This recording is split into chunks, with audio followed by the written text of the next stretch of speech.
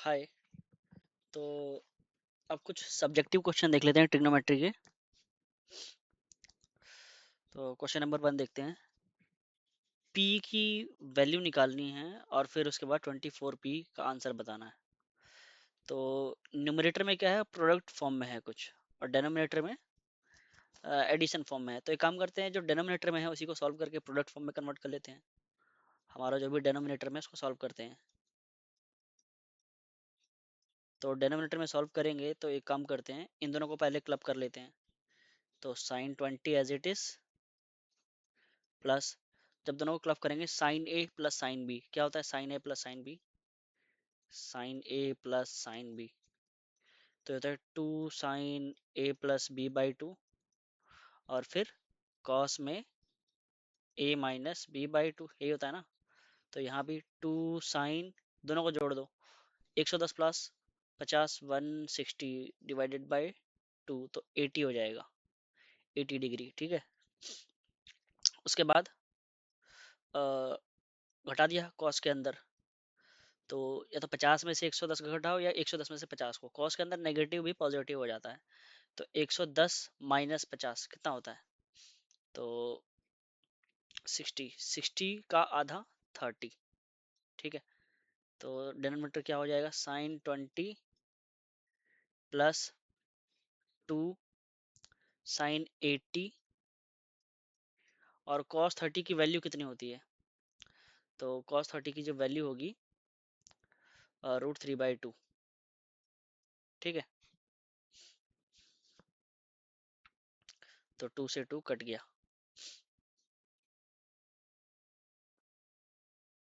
ठीक है। तो ये एक काम करते हैं, साइन 20 को हम लिख लेते हैं 2 साइन 10 और कॉस 10 डिग्री। ठीक है। और प्लस में √3। अच्छा, साइन 80 को मैं कॉस 10 लिख सकता हूँ, कॉस 10 ही तो है ये साइन 80, क्योंकि साइन थीटा क्या होता है, कॉस 90 माइनस थीटा। अगर साइन को कॉस में कन्वर्ट करना चाहते हो तो 90 में से एंगल घटा देते हैं। तो इसी साइन को मैं अगर कॉस में लिखना चाहता हूँ तो 90 में से एंगल घटा दिया। अब दोनों में से कॉमन ले लो, क्या कॉमन लोगे, कॉस 10 कॉमन ले लेते हैं, कॉस 10 डिग्री। तो क्या बचेगा, कॉस 10 डिग्री को कॉमन ले लेते हैं तो बचेगा 2 साइन 10, 2 साइन 10 डिग्री प्लस √3। अच्छा, अब क्या ये प्रोडक्ट फॉर्म में हो सकता है, कॉस 10 मैंने कॉमन ले लिया, 2 साइन 10 और √3। एक काम करते हैं, 2 को भी कॉमन ले लेते हैं। तो 2 कॉस 10 डिग्री, मैं चाहता हूँ ये प्रोडक्ट फॉर्म में बदल जाए तीनों। तो 2 भी कॉमन ले लिया तो क्या बचेगा यहाँ पे, साइन 10 डिग्री प्लस √3/2। अब फर्दर इसको सॉल्व करें तो 2 कॉस 10 डिग्री, अच्छा इसको साइन 10 डिग्री ही रहने देते हैं।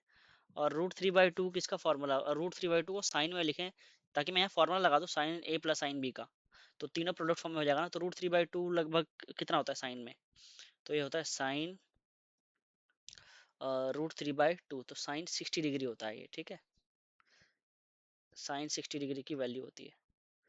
तो अब हो जाएगा 2 कॉस 10 डिग्री, और यहाँ पे इसमें फॉर्मूला लगा दिया तो 2, जैसे sign A plus sine B का ही फुट से, तो साइन कितना, 60 और 10 70, 70 को डिवाइड करोगे 2 से तो 35 डिग्री, और फिर कॉस के अंदर कितना, 60 माइनस 10 कितना 50, यानी कि 25 डिग्री। तो देखो डेनोमिनेटर प्रोडक्ट फॉर्म में कन्वर्ट हो गया ना। तो फाइनली मेरे को किसकी वैल्यू निकालनी है, पी की वैल्यू। तो इस पी का न्यूमरेटर क्या है, न्यूमरेटर है साइन 80। अच्छा, साइन 80 को मैं कॉस 10 लिख दूं, साइन 80 है ना कॉस 10, फिर साइन 65। अच्छा, तो साइन 65 को कॉस में कन्वर्ट करोगे, साइन 65 है ना, तो कॉस 90 माइनस 65, तो 90 में से 65 घटाओगे तो कितना, कॉस 25 हो जाएगा ये। इसको रहने देते हैं, साइन 35 ही रहने देते हैं। तो साइन 35। अब डेनोमिनेटर देखो तुम, डेनोमिनेटर क्या है, 2 इंटू 2 4, कॉस 10 हो जाएगा साइन 35 और कॉस 25, तो कैंसिल हो गया ये तो पूरा इससे। तो पी की वैल्यू तो 1/4 आ गया। अब वैल्यू किसकी निकालनी है, 24p की, 24p यानी कि 24 इंटू 1/4। तो 4 6 जा 24, 6 आ जाएगा आंसर। ठीक है। तो आंसर देख लें एक बार कितना है। यस, 6 है आंसर। ओके, नेक्स्ट क्वेश्चन देखते हैं। तो नेक्स्ट क्वेश्चन देखो, द वैल्यू ऑफ एक्सप्रेशन, इसकी इस एक्सप्रेशन की वैल्यू बतानी है। तो कुछ ना कुछ तो इंटीजर आएगा, ये सब्जेक्टिव क्वेश्चन है। cot 23 cot 22 कुछ समझ नहीं आ रहा, तो एक काम करो, साइन कॉस में कन्वर्ट कर दो। तो 1 माइनस कॉस 23 अपॉन साइन 23, ठीक है। और similarly 1 minus cos 22 degree upon sine 22 degree. तो क्या बनाइए, साइन 23 माइनस कॉस 23, और यहाँ भी sine 22 minus cos 22 upon sine 23 into sine 22 degree. अब देखो, इसमें फॉर्मूला लगा नहीं सकते क्योंकि एक साइन है एक कॉस है, यहाँ भी एक साइन है कॉस है। तो एक काम करो ना, इसको साइन में कन्वर्ट कर लेते हैं। तो साइन 23 माइनस, फिर इसको साइन में कन्वर्ट करोगे तो 90 में से घटाना होगा ना, 90 माइनस 23 कर दो, 90 माइनस 23, तो 10 माइनस 3 7, 67 हो जाएगा, साइन 67। अब लग सकता है फॉर्मूला। उसी तरह से साइन 22 माइनस, इसको साइन में कन्वर्ट कर लो, तो साइन कितना हो जाएगा ये, 68 डिग्री, ठीक है, upon sine 23 into sine 22। Formula लगा दिया, साइन ए माइनस साइन बी। तो साइन ए माइनस साइन बी क्या होगा इस बार, तो 2 कॉस में इस बार जुड़ता है और साइन में घट जाता है। तो 2 कॉस 67 और 23 कितना होता है, 90, ठीक है। 67 और 23 90 होता है। तो 90 का आधा करोगे तो 45। अब साइन में घटेगा, साइन में कैसे घटेगा, तो मतलब 23 में से 67 को घटा दो, हमेशा इसमें से इसको घटाते हैं, a माइनस बी बाई 2, तो माइनस का आएगा, ठीक है। अब घटाओगे 67 माइनस 23, 7 माइनस 3 4, और 6 माइनस 2 4, 44। 44 का आधा करोगे तो 22 आ जाएगा, ठीक है, विद नेगेटिव। तो उस नेगेटिव को मैं बाहर लिख देता हूँ। उसी तरह से यहाँ भी फॉर्मूला लगा देते हैं, क्या होगा, 2 कॉस के अंदर तो जोड़ देना, तो 45 कॉस 45 डिग्री, ठीक है, क्योंकि 22 और 68 कितना होता है, 90, 90 का आधा 45। तो कॉस 45 डिग्री इंटू में साइन, फिर से नेगेटिव आएगा, तो वो नेगेटिव और वो नेगेटिव मिलके पॉजिटिव। अब कितना आएगा, 8 माइनस 2 कितना होता है, 6, और 6 माइनस 2 46 का आधा 23 degree, upon sine 23 degree into sine 22 degree. तो ये कैंसिल हो गया इससे, ये कैंसिल हो गया इससे, और ये 2 और ये 2 मिलके कितना हो गया, 4। और cos 45 कितना होता है, 1/√2 इंटू 1/√2, तो 2 आ गया। निकालना क्या था हमको, अच्छा इसकी वैल्यू, तो 2 आ जाएगा इसका आंसर, ठीक है। मैच कर लेते हैं,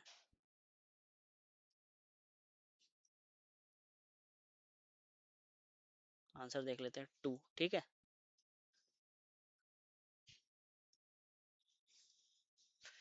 ओके, नेक्स्ट क्वेश्चन देखते हैं।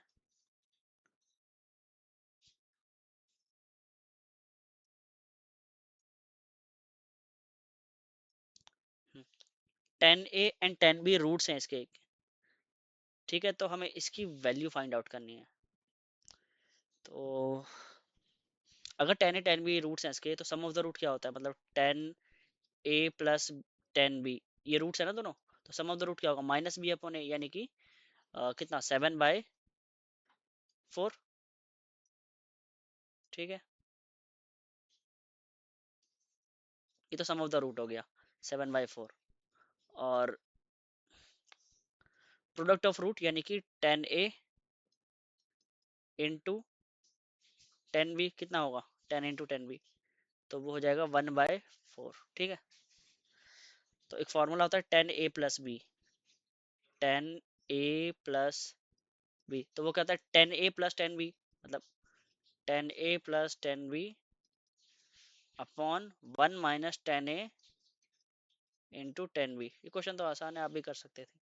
तो 7/4 तो न्यूमरेटर में आ गया, अपॉन 1 - 10 10 भी 1/4, तो ऊपर नीचे 4 से मल्टीप्लाई कर दो तो न्यूमरेटर में आ जाएगा 7, और 4 से नीचे मल्टीप्लाई किया तो 4 - 1 3, 7/3 आ गया। अब मुझे हर जगह साइन दिख रहा है ना, साइन और कॉस, तो ट्रायंगल बना लेते हैं। ये वाला एंगल मान लिया a प्लस बी है, तो 10 क्या होता है, परपेंडिकुलर अपॉन बेस 7/3, तो ये कितना हो जाएगा, तो हो जाएगा 49 प्लस 9, तो 58, √58 हो जाएगा। ठीक है,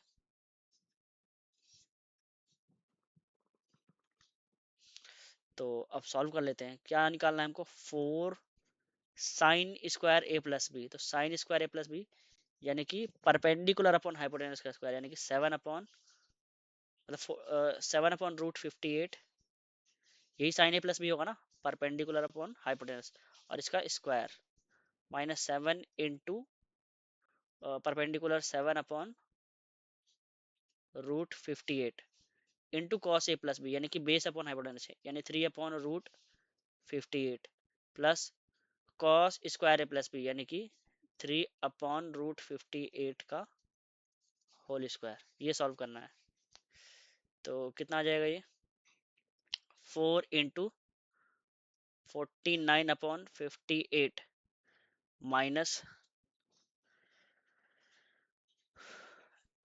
इसको लिख लेते हैं 49 इंटू 3 कितना होगा, 49 इंटू, या 49 इंटू 3, तो 3 9 या 27, 147। ठीक है, 147/58 प्लस 9/58, इसको सॉल्व कर लिया तो एलसीएम तो तुम्हारा 58 ही आएगा। और क्या बचा,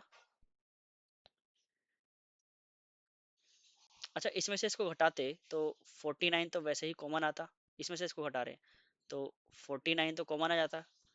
यहाँ कितना बचा, कितना बचता 4 माइनस यहाँ कितना बचता 3, तो 49 आ जाएगा। ठीक है, अभी बस इन दोनों को सॉल्व किया है, और प्लस में 9, यानी कि 58/58, तो 1 आ जाएगा आंसर। ठीक है, सिंपल था, तुम भी कर सकते थे इसको। देख लेते हैं आंसर कितना है, 1 है।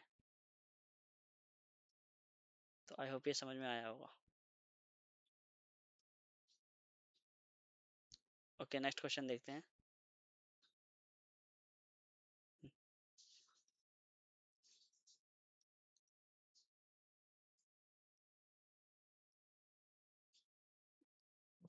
A1 A2 A3 एक रेगुलर, मतलब 18 साइडेड है ये, मतलब मान लिया ये वर्टेक्स A1 है, मान लिया A1 A2 A3 ऐसे चलता आ रहा है। ठीक है, चलता आ रहा है। ये वाला देखेंगे तो ये A18 आएगा, तो ये 18 साइडेड रेगुलर हेक्सागन है। ठीक है, 18 साइडेड। तो इसका इंटरनल एंगल निकालना हो तो कैसे निकालते हैं, इंटरनल एंगल का फॉर्मूला क्या होता है, internal angle of a regular hexagon, तो जितनी साइड होती है उसमें से 2 माइनस करते हैं इंटू 180, ये तो सम ऑफ द एंगल होता है। ठीक है, सारे एंगल का सम, सारे इंटरनल एंगल का सम, फिर इसको n से डिवाइड कर दिया, तो ये इंटरनल एंगल का फॉर्मूला होता है, ये वाला एंगल। ठीक है, तो अगर मैं ये इंटरनल एंगल निकालूं तो कितना हो जाएगा, 18 - 2 यानी कि 16 इंटू 180/18, यानी कि 160 डिग्री, मतलब कि अगर इस एंगल को देखा जाए तो ये कितना होगा, 160 डिग्री। अब क्या बोला गया है इसमें, A1 A2 B is an equilateral triangle, A1 A2, तो B जाहिर सी बात है इस तरफ होगा, तो ये कैसे ट्रायंगल है, मान लिया ये बी पॉइंट है, बी एक एक्सटर्नल पॉइंट है ना, तो एक इक्विलेटरल ट्रायंगल, मतलब ये वाला एंगल 60 डिग्री, हर एंगल 60 डिग्री होगा। ठीक है, अब क्या बोला गया है, A18 ये रहा, A18 ये रहा, A1 ये A18 ये A1, और A1 भी एडजेसेंट साइड है किसके, रेगुलर हेक्सागन के। अच्छा, तो ये भी हेक्सागन ही है, तो हेक्सागन होगा तो ये भी कुछ ऐसे चलेगा। ठीक है, मतलब इसके साइड्स भी ऐसे होंगे। ठीक है, और ये एन साइडेड है, तो बताना है इनकी वैल्यू, मतलब ये वाला भी हेक्सागन ही बनेगा, ये ये ये, तो एन साइड है ना, तो कोई बात नहीं, इंटरनल एंगल निकाल लो इसका, ये वाला। तो ये इंटरनल एंगल कैसे निकालोगे, ये एंगल पता है मेरे को, अभी मैंने कैलकुलेट किया 160, इंटरनल एंगल निकाला ना 160, और ये 60 है, तो ये कितना हो जाएगा 220। तो ये एंगल कितना होगा इंटरनल एंगल, तो 360 में से माइनस कर दो 220 को, तो 0 4 1 140 डिग्री। तो मतलब ये जो एन साइडेड पॉलीगन है इसका जो इंटरनल एंगल 140 है। तो इंटरनल एंगल का भी फॉर्मूला बताया था मैंने, यही 140 है ना, एन -2 इंटू 180 अपॉन एन, ये कितना है 140 डिग्री। ये तो खैर टिग्नोमेट्री का क्वेश्चन भी नहीं है, ये तो 7th 8th में कराया जाता है।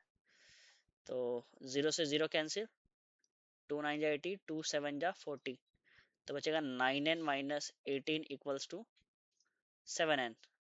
तो 9n माइनस 7 कितना, 2n इक्वल्स टू 18, तो n कितना आ जाएगा 9, n की वैल्यू 9 आ जाएंगी। ठीक है, तो 9 साइडेड पॉलीगन होगा वो। ठीक है, देखते हैं, आंसर इज 9, तो सही है आंसर हमारा। नेक्स्ट क्वेश्चन देखते हैं। ये गिवन है और हमें इसकी वैल्यू बतानी है। किसकी वैल्यू बतानी है, 9 कोसेक की पावर 4 अल्फा 8। अच्छा, कोसेक को कॉट में, सेक को भी 10 में कन्वर्ट कर सकते हैं, मतलब मुझे 10 और कॉट की वैल्यू मिल जाए तो काम बन जाएगा यहाँ से। ठीक है, अब 10 और कॉट की वैल्यू कैसे निकालें, क्या इसको 10 और कॉट में कन्वर्ट कर सकते हैं? तो एक काम करते हैं, अगर मैं कॉस की पावर 4 अल्फा से डिवाइड कर दूं दोनों तरफ, मतलब कि ये 10 10 की पावर 4 अल्फा बन जाएगा, कॉस की पावर 4 अल्फा से डिवाइड किया, और ये 15, और इसको कॉस की पावर 4 अल्फा से डिवाइड करेंगे तो 6 सेक की पावर 4 अल्फा बन जाएगा। ठीक है, तो 10 10 की पावर 4 अल्फा प्लस 15 6, इसको क्या लिख सकता हूँ, मतलब ये जो सेक की पावर 4 अल्फा है तो इसको मैं लिख सकता हूँ 1 प्लस 10 स्क्वायर अल्फा का होल स्क्वायर, इतना सेक स्क्वायर अल्फा है ना, इसीलिए। अब ओपन कर दिया तो 10 10 की power 4 alpha plus 15 equals to 6, इसको ओपन करोगे तो 1 प्लस 10 की power 4 alpha plus 2 10 square alpha. अब सबको एक तरफ कर दो, जैसे 10 10 की पावर 4 अल्फा है और यहाँ पे 6, तो माइनस करोगे तो 10 माइनस 6 कितना होगा 4 10 की पावर 4 अल्फा। अच्छा, अब 6 इंटू 2 12 10 स्क्वायर अल्फा, तो माइनस का 12 10 स्क्वायर अल्फा। ठीक है, और इस तरफ 15 है और इस तरफ 6 है, 15 माइनस 6 कितना होता है, तो 9, तो प्लस का 9 इक्वल्स टू 0। 3 से 4 से डिवाइड किसी से भी नहीं हो सकता। अच्छा, 9 into splitting the middle term देखते हैं पता है कि नहीं, 9 इंटू 4 36, 36 को मैं 6 इंटू 6 कर सकता हूँ ना, यानी कि 4 10 की power 4 alpha minus 6 10 square alpha minus 6 10 square alpha plus 9 equals to 0। Common क्या आ रहा है, एक तो 2 आ रहा है और एक 10 स्क्वायर अल्फा, तो यहाँ कितना बचेगा 2 10 स्क्वायर अल्फा माइनस 3, और यहाँ से माइनस 3 आ रहा है, तो 2 10 square alpha minus 3 equals to 0। तो क्लियरली ये तो परफेक्ट स्क्वायर बन रहा है, वैसे देखा जाए तो 2 10 स्क्वायर अल्फा माइनस 3, और यहाँ से भी 2 10 स्क्वायर अल्फा माइनस 3, तो होल स्क्वायर इक्वल्स टू 0, यानी कि 10 स्क्वायर अल्फा की वैल्यू आ जाएगी कितनी, 3/2। तो कॉट स्क्वायर अल्फा की वैल्यू कितनी आ जाएगी, 2/3। अब जो मेरे को निकालना है 9 कोसेक की पावर, मतलब 9, और कोसेक को क्या लिख सकते हैं, 1 plus cot square alpha, cosec को ये लिख सकते हैं ना, 1 plus cot square alpha, power 4 है तो एक पावर 2 आ जाएगा यहाँ पे, और प्लस 8।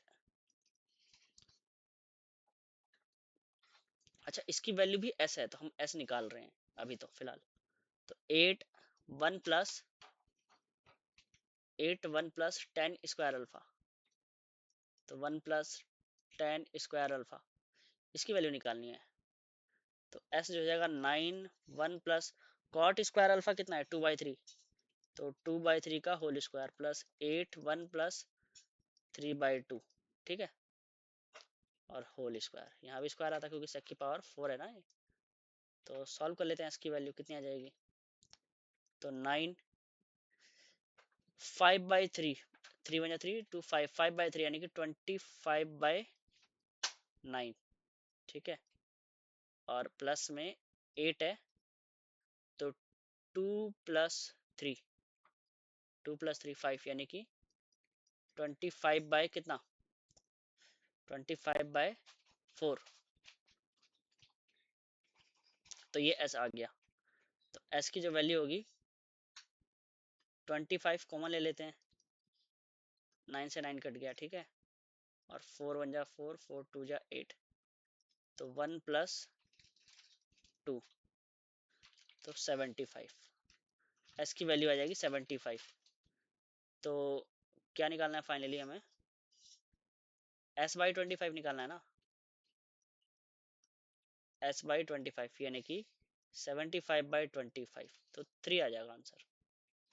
ठीक है, देख लेते हैं। यस, 3 है आंसर।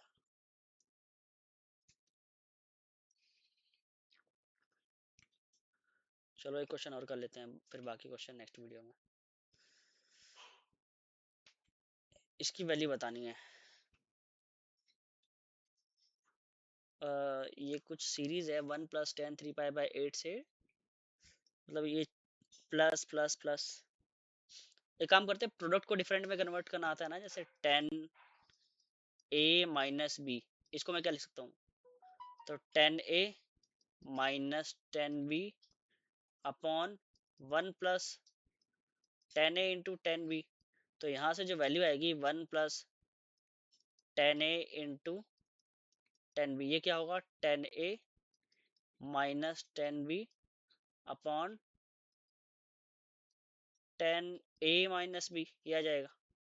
तो वही पहला वाला जो टर्म होगा उसको मैं क्या लिखूंगा, पहला वाला जो टर्म, तो ये हो जाएगा 1 + 1 मिनट, ये कुछ ऐसे ही ना, 1 + 10a × 10b, तो ये हो जाएगा 10a - 10b, मतलब कि 10 3π/8 माइनस 10π/8, ये कुछ ऐसा होगा। और फिर नीचे 10a - b, मतलब 3π/8 माइनस π/8, 3π/8 माइनस π/8, तो कितना होगा 2π/8 यानी कि π/4, यानी कि 10π/4 की वैल्यू 1 होगी, तो नीचे तो 1 ही आ जाएगा ना, तो उसको मत लिखो। तो ये तो पहला टर्म आ गया। उसी तरह से दूसरा टर्म होगा, वो क्या होगा, तो वो होगा 10 5π/8 माइनस 10 3π/8 प्लस, उसी तरह से जो तीसरा टर्म होगा, क्योंकि 5π/5 में से 3 फिर से वही 2π/8 π/4, तो नीचे लिखने की जरूरत नहीं है। तो 10, तीसरा टर्म कितना आ जाएगा 7π/8 माइनस 10 5π/8, और उसी तरह से लास्ट वाला टर्म कितना आ जाएगा 10 9π/8 माइनस 10 7π/8। तो क्या क्या कैंसिल हो रहा है, 10 3π/8 10 3π/8, और 10 5π/8 10 5π/8, और ये बच क्या गया, बच गया 10 9π/8 माइनस 10 π/8। अच्छा, 10 9π/8 भी तो 10π/8 होता है ना, क्योंकि 10 प्लस π/8 क्या होगा 10π/8। थर्ड क्वाड ये कौन सा क्वाड्रेंट है, थर्ड क्वाड्रेंट में तो 10 पॉजिटिव होता है ना। तो अच्छा, ये कितना, ये तो 9π/8 है ना, तो यानी कि ये कैंसिल हो जाएगा इससे, तो 0 आ जाएगा आंसर। ठीक है, तो आंसर विल बी 0। चेक कर लेते हैं,